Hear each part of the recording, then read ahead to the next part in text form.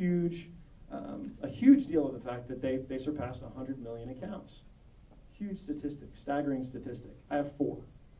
I have 4 MySpace accounts. I haven't accessed any of them in the last 2 years. Okay? So my point in that is not, hey, don't go invest in MySpace.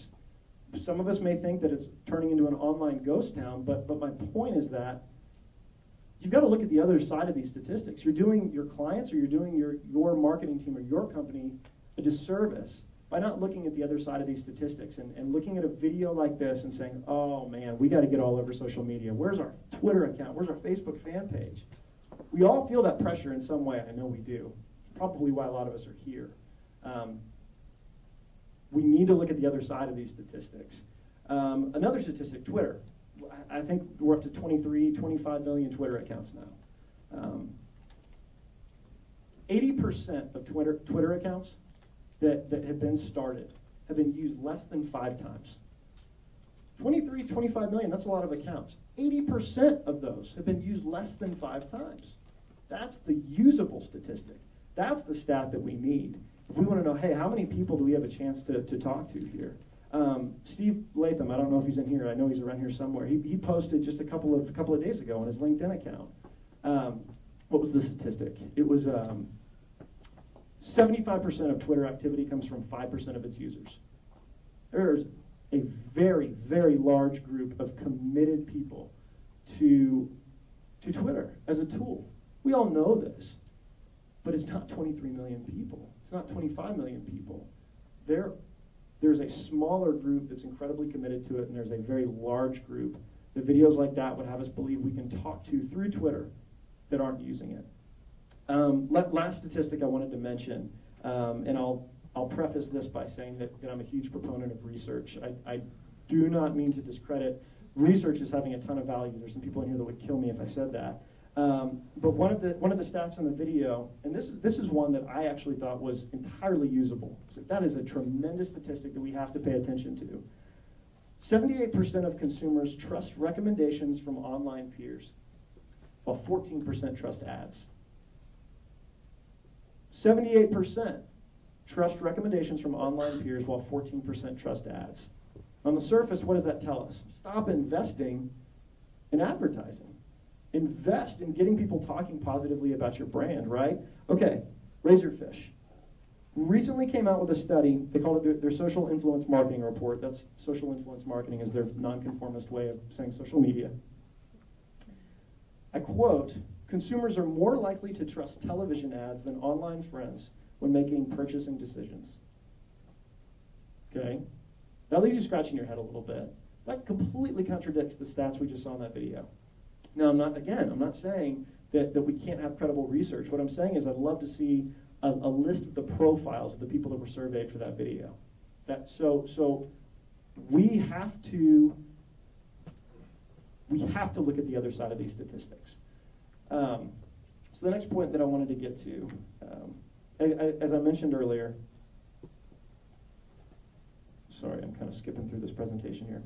As I mentioned earlier, if you guys are anything like me, y'all have a pressure to get involved in social media. If you haven't already, social media is old. It's 5 years old. I get that. But if you're not involved in it already, you're hearing it from your clients, you're hearing it from your boss if you're working at an agency. Why aren't we on Twitter? Why don't we have a Facebook fan page? Get it up. It'll take 5 minutes. Get up a Twitter account and start tweeting. We've all heard this before, right? And we have these pressures.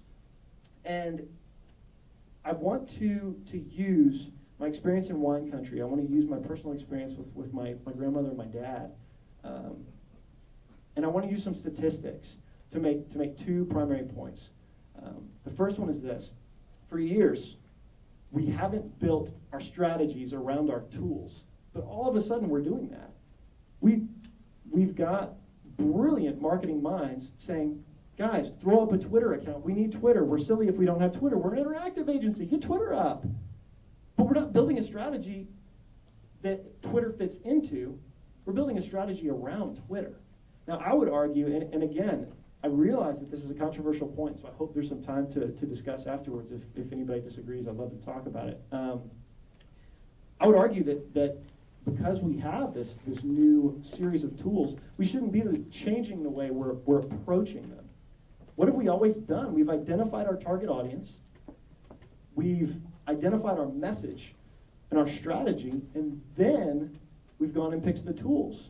What we do when we throw up a Twitter account or a Facebook fan page, just for the sake of doing so, just because this video tells us we can talk to 100 million people, is we reach for the tool belt before we identify what we're going to build and who we're going to build it for. That makes no sense at all. And my argument, and I would submit that that aspect of our jobs should not change.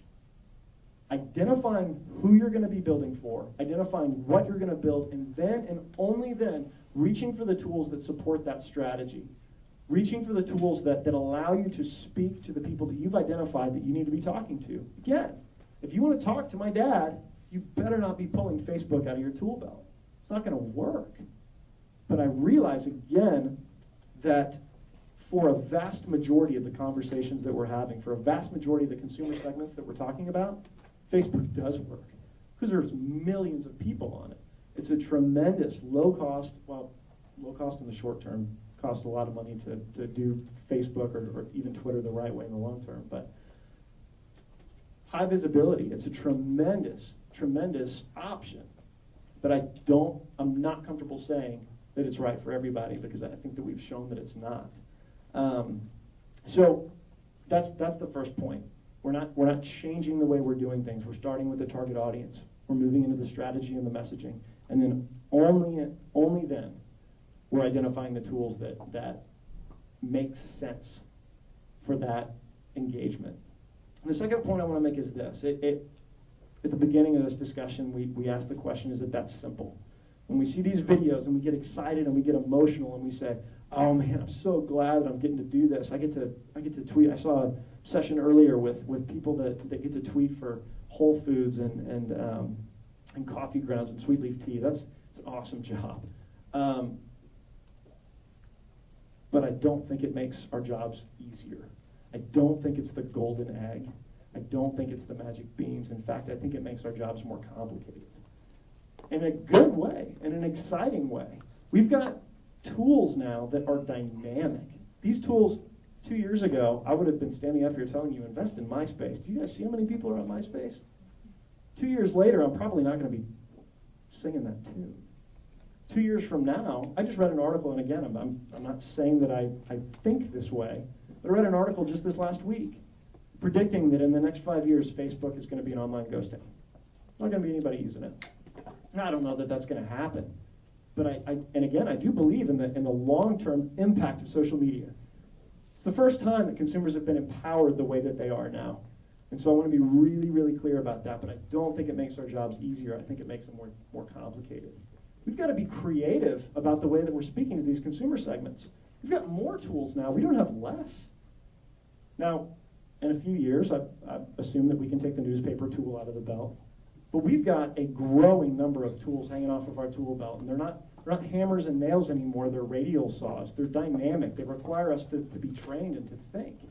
And so, in that way, I really do believe that social media makes our jobs more complicated, not simpler. And with that point, I want to close with a quote real quick. Forgive me that I didn't really use my PowerPoint presentation. I'm not a fan of PowerPoint at all. But I wanted to use a quote from a guy named Seth Godin, and again, I realize who I'm talking to. I realize most of you guys probably know who Seth Godin is.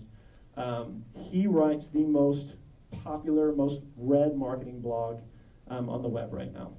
A couple of weeks ago, he wrote this. On the web, there are countless marketers just standing around waiting for someone to hand them the magic beans. There's where that came from. I can't take credit for that. And that's the problem. Marketing online takes too much measurement, patience, creativity, technical knowledge, flexibility, speed, and authenticity. I'll say that marketing online